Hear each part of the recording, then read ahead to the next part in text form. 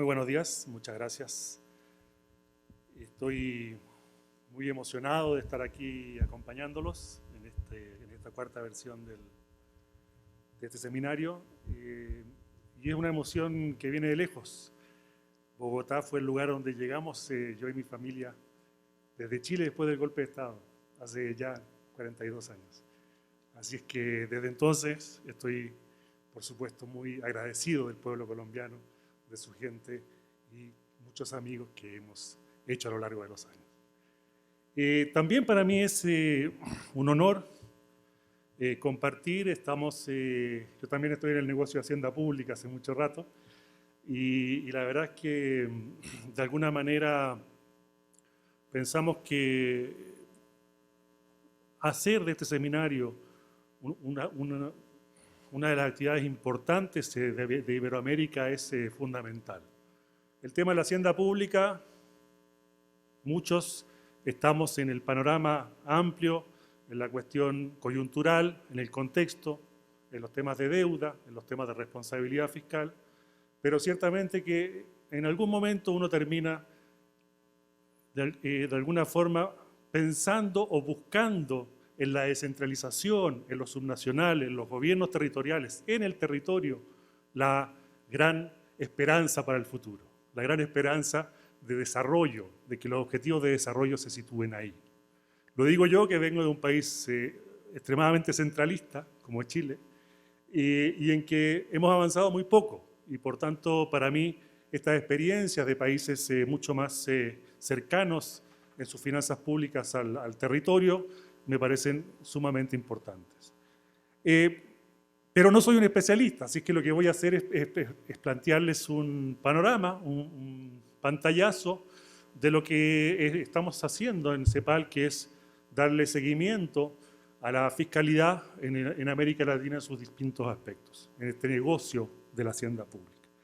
Para ello, entonces, voy a hablarles del panorama fiscal de América Latina y el Caribe, que es una publicación, la muestro aquí, no la estoy vendiendo, pero sí regalando, donde tratamos y procuramos todos los años generar, digamos, espacios, dilemas, plantear los dilemas y actualizar los datos respecto de las finanzas públicas en la región, en América Latina. Este documento está disponible para su consulta en nuestro sitio web. Vamos a hablar muy poquito, pero algo de la coyuntura. Finalmente creo que es un tema muy relevante para el discurso de hoy y para lo que estamos viviendo en esta nueva normalidad que se instala en América Latina, pero también en otras partes del mundo. Estamos hablando de fin de ciclo. Hay un fin de ciclo, del superciclo de las materias primas, que no necesariamente es el fin del mundo, es un ciclo, no es que se acabó todo para siempre. Creo que es importante la distinción, porque muchas veces escuchamos, digamos, unos pronósticos tremendamente, digamos, apocalípticos respecto de este fin de ciclo. Y no afecta a todos por igual. Ustedes tienen acá, no sé si alcanzan a ver, lo que es la evolución de los términos de intercambio, una variable muy relevante y muy importante para todos los países de América Latina, y lo que observamos es una tremenda heterogeneidad en la evolución del precio de los commodities, heterogeneidad en el shock macroeconómico que reciben cada uno de nuestros países. Como resultado, en América Latina preveíamos hace un par de meses una caída de 7 puntos de los términos de intercambio, o sea, un shock bastante importante, pero tremendamente diferenciado. Vemos acá, por ejemplo, donde los países exportadores mineros tienen en realidad o tuvieron un deterioro mucho mayor en los años anteriores, o sea, el deterioro de los productos mineros, particularmente cobre, fue bastante anterior al shock que se inició a inicios de este verano, con un tremendo impacto en los exportadores de hidrocarburos, ¿sí? Casi 10 puntos, o 10 puntos, o más de 10 puntos de deterioro en los términos de intercambio. Aquí agrupamos a los países de América Latina.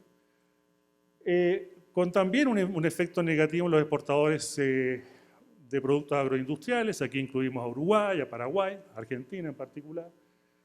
Pero afortunadamente con países en que efectivamente hay al revés un shock positivo de términos de intercambio, que son todo el Caribe y la mayoría de los países de Centroamérica, porque obviamente son importadores de la mayoría de los productos que citamos anteriormente. De manera que, si vemos por países, bueno, Brasil tiene un deterioro muy fundamental, muy importante, tal vez uno de los mayores de la región, porque se le juntan varios shocks, esto de que hablan de la tormenta perfecta, ¿no es cierto? Vamos a decir después que en realidad la tormenta perfecta, bueno, es un concepto periodístico más que otra cosa, pero que ciertamente se juntaron una serie de elementos que hacen que el shock macroeconómico ha sido muy, muy relevante, contrariamente al caso de México, por ejemplo, donde el sector manufacturero ha reaccionado fuertemente a la demanda de México. Hay un comportamiento muy diferenciado, un impacto muy diferenciado de la nueva normalidad china, que se traduce también en una nueva normalidad para América Latina, en particular para América del Sur, y eso es un poco lo que quisiera conversar con ustedes en el ámbito de las finanzas públicas. Aquí traje a colación un diagnóstico de Censo Ajustado del año 76, que decía que las economías subdesarrolladas, se hacían en esa época, no emergentes, pueden conocer fases prolongadas de crecimiento de su producto global y per cápita, sin reducir el grado de dependencia externa y la heterogeneidad cultural, que son sus características esenciales. ¿Sí? O sea, nos encontramos al fin de este superciclo con esos dos temas pendientes, una vez más. No el año 76, sino el año 2016. ¿Sí? Y que tienen que ver entonces con la dependencia de muy pocos productos y la heterogeneidad cultural de sus economías. Esta desaceleración que vive la región tiene un componente de reducción de la inversión importante. El seguimiento que hacemos por componentes de la demanda agregada, lo que observamos para una buena parte de los países de la región es que quien está desacelerando o decreciendo es el componente de formación bruta capital fija, que comienza por allá por el segundo semestre del año 2014. ¿Sí? O sea, el diagnóstico es, aquí lo que ha habido es una desaceleración muy fuerte de la inversión en la mayoría de los países de la región, acompañada por algo que es una luz de esperanza, que es que las exportaciones netas están subiendo, es decir, las exportaciones se han reducido menos que lo que se han reducido las importaciones. Y en términos de volumen, las exportaciones han aumentado, mientras que las importaciones han caído muy fuertemente. ¿Sí? Entonces, de alguna manera, este proceso, lo que ha apuntalado esa tímida cosita de crecimiento que aún existe, es por una parte algo el consumo, pero en particular las exportaciones netas que son ahora positivas a partir del año 2014. Nosotros insistimos mucho en la heterogeneidad de la región, en que no es que esto sea para lo mismo para todos, con países que están creciendo con tasas, digamos, chinas, como Panamá, República Dominicana, Nicaragua, varios países del Caribe, Bolivia, Paraguay, e incluso Guatemala llega hasta un 4 puntos del PIB. Centroamérica en general creciendo a 4 puntos, ¿verdad? México creciendo casi al 2,2. Estas son las proyecciones que hicimos hace un par de meses atrás. Seguramente ya están un poquito fuera de actualidad porque va muy rápido la cosa, ¿eh? En términos de desaceleración en muchos países. Pero en fin, es un panorama variopinto, realmente variopinto, y para el cual entonces no es posible extraer lecciones que sean comunes para la región, y creo que eso es parte fundamental del mensaje que nosotros estamos trabajando en este momento, que es la heterogeneidad no solo estructural intrapaíses, sino que entre los países, porque las realidades son tremendamente diferentes. Y como consecuencia, bueno, el gran problema es América del Sur, ¿verdad? El gran problema, el gran shock en este momento de América del Sur, estimamos un menos 0,5 de crecimiento para este año, para el promedio de América del Sur, y bueno, muy liderado por Brasil, por Venezuela, pero donde Brasil también ese dato ya está un poquito sobrepasado por la realidad, pero que muestra entonces que arrastra al resto de la región ciertamente, y no solo por el tema chino, sino por los efectos multiplicadores que tiene Brasil sobre el resto de la región. Eso hace que haya un crecimiento del déficit muy importante en América del Sur. ¿Sí? O sea, ustedes aquí tienen lo que son los ingresos y los gastos para 9 países de América del Sur, y observamos que los ingresos totales han caído, pero no han caído tanto. Han caído los ingresos provenientes de materias primas fuertemente, pero en general ha logrado ser compensado por reformas tributarias. El impuesto sobre la renta en muchos países ha estado muy dinámico, como consecuencia de una serie de modificaciones legales que comenzaron el año 2014 y el año 2015 a tomar efecto. Hay una serie de países que han hecho también reformas de aumento del IVA, en fin, y de otros impuestos. Entonces lo que observamos es que muchas veces ha sido relativamente compensado. Compensado también por las variaciones del tipo de cambio, que han sido extremadamente fuertes, 30% en muchos de nuestros países, que han hecho que eso, de alguna manera, la caída en términos de moneda doméstica no haya sido tan brutal como uno pudiese haber esperado al inicio de esta ronda de cataclismo de las materias primas. Llama la atención, sí, que el gasto está creciendo fuertemente, ¿no? En 2015, bueno, vemos ya como que 4 trimestres en que el gasto empieza a crecer. Eso tiene varias explicaciones. Una de ellas es que, bueno, se desacelera el PIB, entonces, de alguna manera hay un cierto efecto denominador, pero además, muchos países están aumentando los intereses pagados por la deuda pública. Y eso asociado a la inflación. El caso de Brasil es el caso, una vez más, destacable, que el aumento del pago de intereses ha sido muy importante en los últimos 4 trimestres, en particular por este aumento de las tasas de interés que llegan a 14,20% y que hacen entonces que el pago de intereses tenga una dinámica explosiva que nos recuerda aquellos tiempos de los 90 que son, bueno, muy difíciles de manejar, ¿verdad? Seguramente tendremos alguna exposición sobre ese tema.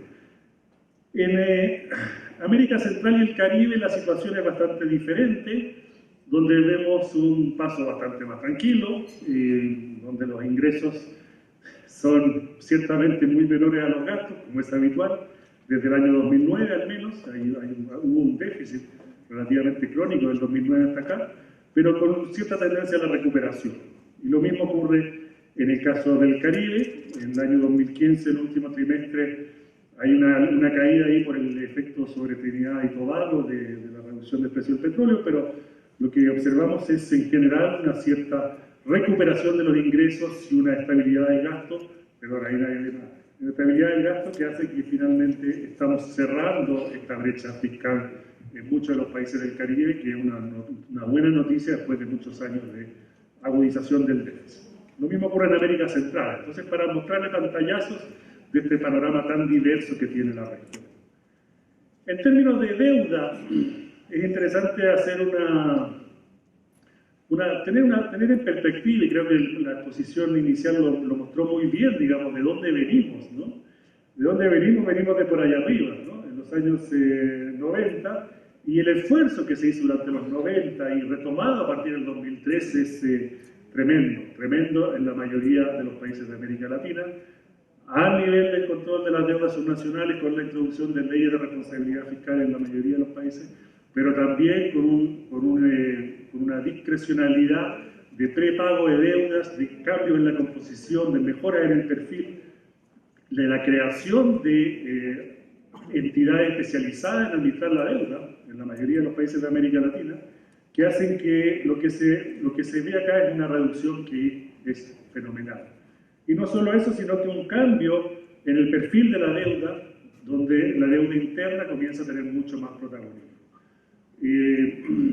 Ayer en El País venía un artículo que decía, bueno, los países ya no le temen tanto a la depreciación cambiaria, porque el nivel de deuda externa es muy diferente al que pudo haber sido en los años 90. Entonces ahora tenemos un proceso en que el miedo a flotar, aquello que se habló tanto en los años 90, en los años 2000, es bastante distinto, no en toda América Latina, pero sí este proceso de desdolarización de alguna manera generó márgenes de libertad para la política monetaria que antes no existían. Como dicen en la literatura, nos liberamos de ese pecado original, que es aquello de la imposibilidad de emitir deuda en moneda doméstica. Estoy exagerando, voy a un poco predicador, pero muchos de los países efectivamente tienen un perfil de deuda muy distinto al que ocurría por allá por los años 90. El proceso ha sido de relativa constancia de la deuda desde el 2009, desde la crisis, por inéditas tasas de interés muy bajas, que han hecho que ha sido un buen negocio endeudarse para la mayoría de los estados, pero claro, aquí hay una flechita que dice subiendo y que, bueno, marca las perspectivas que vienen a futuro. Es decir, se espera con la ralentización, el aumento de los déficits, un mayor endeudamiento.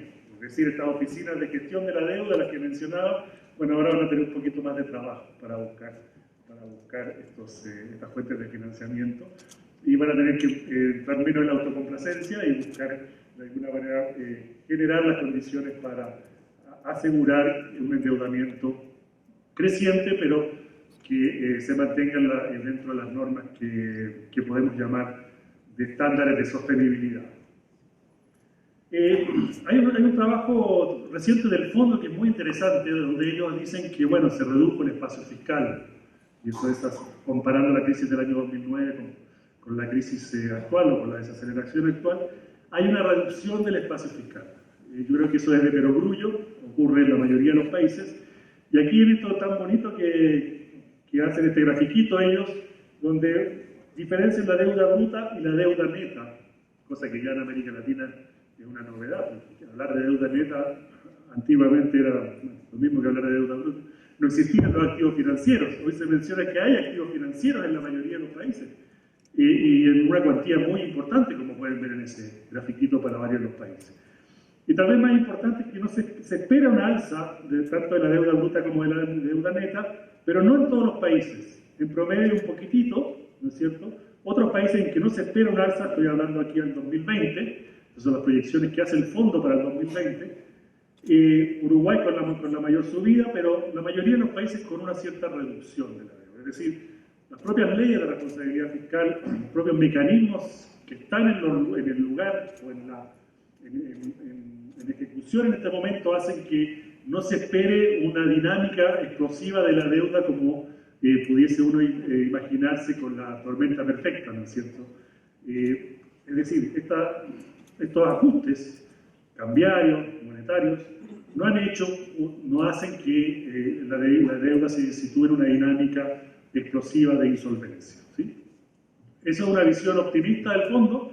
Ellos lo usan para decir que no hay espacio fiscal, pero yo lo uso también para decir, mire, finalmente no estamos hablando de los 90, estamos hablando de una situación bastante más acotada, bastante más manejable desde el punto de vista del endeudamiento.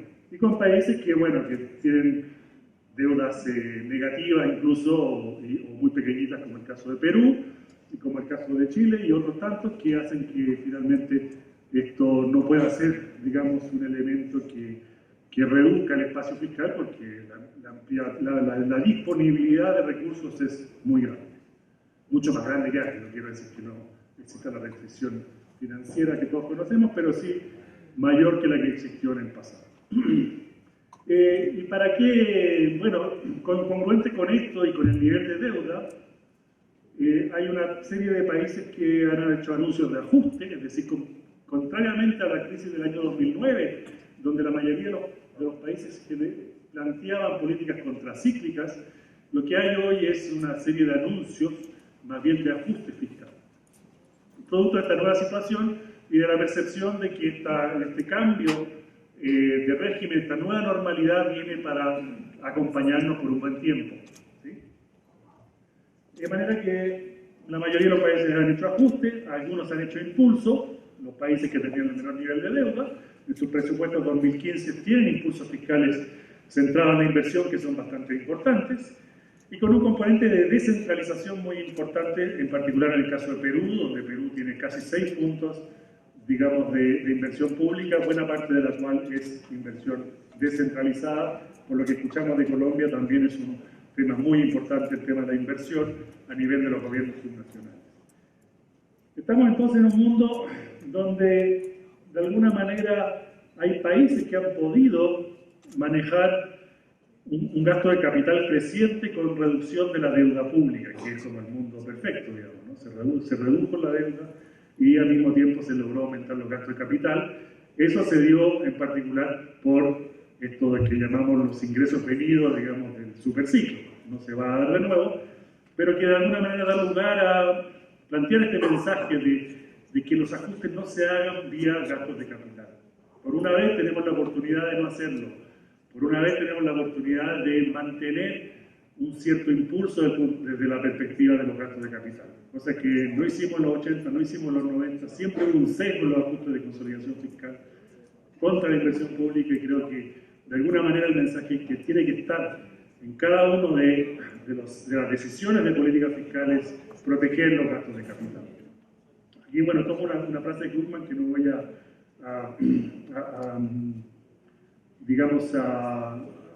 comentar demasiado, que es de la semana pasada, también del país, pero donde plantea de alguna manera que el exceso de austeridad, la mal llamada austeridad, porque el exceso, digamos, de consolidación puede llevar a efectos multiplicadores negativos muy amplios, y es una lección reciente de la crisis de Europa. Lo cual no quiere decir que estemos en contra de la austeridad. La austeridad fiscal siempre tiene que ser un valor súper relevante. Pero se confunde austeridad, que significa tratar de gastar lo menos posible en cosas que no son demasiado relevantes, y en cuidar el sistema impositivo y la reciprocidad del pacto fiscal, no significa ajustar de manera, digamos, caótica el gasto en cada uno de los gobiernos. Estamos hablando en algunos países de iniciativas de presupuesto cero, como en el caso de México, ¿no es cierto?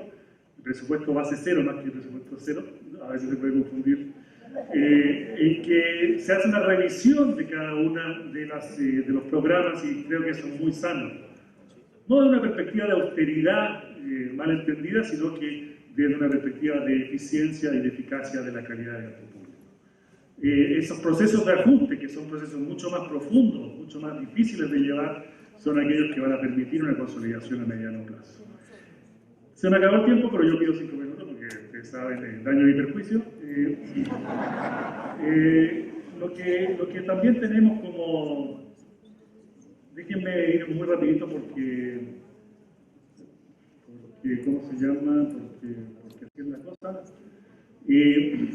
Lo que también tenemos como una claridad, digamos, en este nuevo proceso es el de generar las condiciones para aumentar la inversión, digamos.